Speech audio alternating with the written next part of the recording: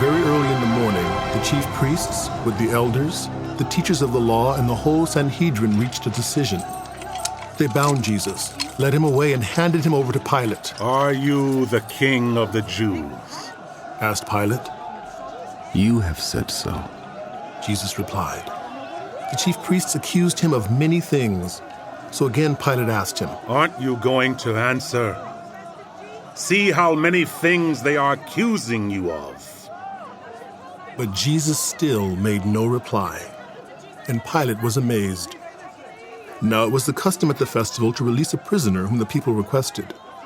A man called Barabbas was in prison with the insurrectionists who had committed murder in the uprising. The crowd came up and asked Pilate to do for them what he usually did. "Do you want me to release to you the king of the Jews?" asked Pilate, knowing it was out of envy that the chief priests had handed Jesus over to him. But the chief priests stirred up the crowd to have Pilate release Barabbas instead. "What shall I do then with the one you call the king of the Jews?" Pilate asked them. "Crucify him!" They shouted. "Why? What crime has he committed?" asked Pilate. But they shouted all the louder. "Crucify him! Crucify him!" Wanting to satisfy the crowd, Pilate released Barabbas to them. He had Jesus flogged and handed him over to be crucified.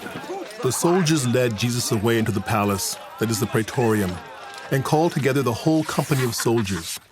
They put a purple robe on him, then twisted together a crown of thorns and set it on him. And they began to call out to him, "Hail, King of the Jews!" Again and again they struck him on the head with a staff and spit on him. Falling on their knees, they paid homage to him. And when they had mocked him, they took off the purple robe and put his own clothes on him. Then they led him out to crucify him. A certain man from Cyrene, Simon, the father of Alexander and Rufus, was passing by on his way in from the country. And they forced him to carry the cross. They brought Jesus to the place called Golgotha, which means the place of the skull. And they offered him wine mixed with myrrh, but he did not take it. And they crucified him. Dividing up his clothes, they cast lots to see what each would get.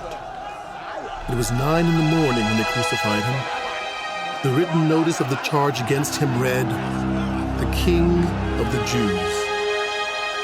They crucified 2 rebels with him, one on his right and one on his left. Those who passed by hurled insults at him, shaking their heads and saying, "So, you who are going to destroy the temple and build it in 3 days, come down from the cross and save yourself." In the same way, the chief priests and the teachers of the law mocked him among themselves. He saved others, but he can't save himself. Let this Messiah, this King of Israel, come down now from the cross that we may see and believe. Those crucified with him also heaped insults on him. At noon, darkness came over the whole land until 3 in the afternoon.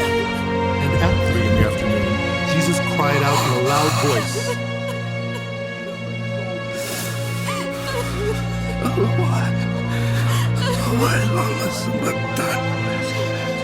My God! My God! Why have you forsaken me?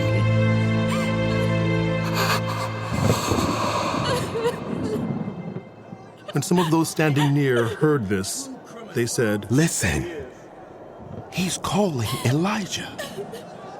Someone ran, filled a sponge with wine vinegar, put it on a staff, and offered it to Jesus to drink. Now leave him alone. Let's see if Elijah comes to take him down. He said. With a loud cry, Jesus breathed his last.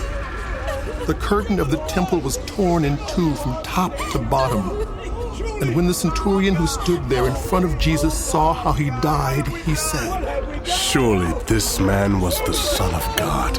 Some women were watching from a distance. Among them were Mary Magdalene, Mary the mother of James the Younger and of Joseph, and Salome. In Galilee, these women had followed him and cared for his needs. Many other women who had come up with him to Jerusalem were also there. It was preparation day. that is, the day before the Sabbath. So as evening approached, Joseph of Arimathea, a prominent member of the council who was himself waiting for the kingdom of God, went boldly to Pilate and asked for Jesus' body. Pilate was surprised to hear that he was already dead. Summoning the centurion, he asked him if Jesus had already died. When he learned from the centurion that it was so, he gave the body to Joseph. So Joseph bought some linen cloth, took down the body, wrapped it in the linen, and placed it in a tomb cut out of rock. Then he rolled a stone against the entrance of the tomb. Mary Magdalene and Mary, the mother of Joseph, saw where he was laid.